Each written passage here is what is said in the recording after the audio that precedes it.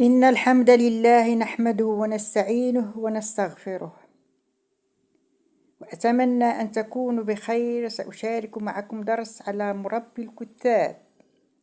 يعيش الطفل داخل الكتاب ويتأثر بالعلاقات التربوية السائدة بينه وبين المربي وبينه وبين الأطفال، وبالنظام والنظافة وبمدام الاهتمام وبكل ما يروج من سلوك وأقوال واتجاهات وما يعيش من أحداث ومعاملات.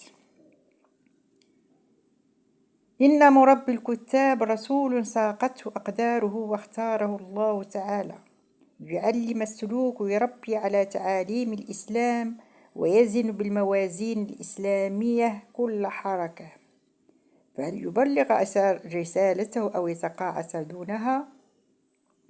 وأن ما على المربي إلا أن يكون مسلما أمام نفسه وأمام الله عز وجل.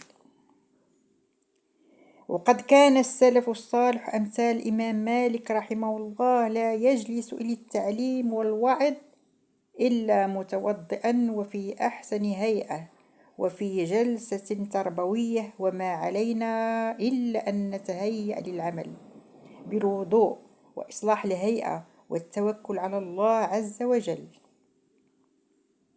وأن نستفتح أعمالنا ناطقين جهرا بالشهادتين أمام أطفالنا، والصلاة على النبي الكريم والتسبيح والدعاء الصالح لنا ولأطفالنا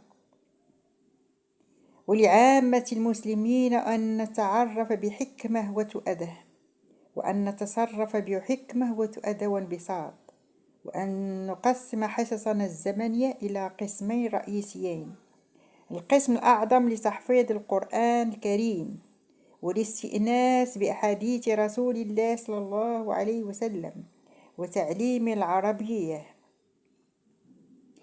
ونختم كلامي بأجمل نشيد لوليداتكم عند سماع هذا النشيد.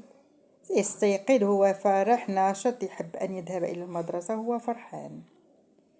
تتعرفوا التربية ماشي سهلة باش تربي ولدك أو بنتك على الطريقة الحسنة، ولكن بعض النشاطات والتربية والثقافية كالنشيد والمسرح والموسيقى هذا تيساهموا في تربية الطفل بطريقة غير مباشرة.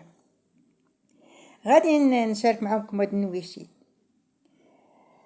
قم من فراشك يا ملك، هذه الطيور تصيح لك. قم يا بني طلع الصباح، والليل قد ولا ورح. واخلع جلالي بالصباح، واخلع جلالي بالصباح.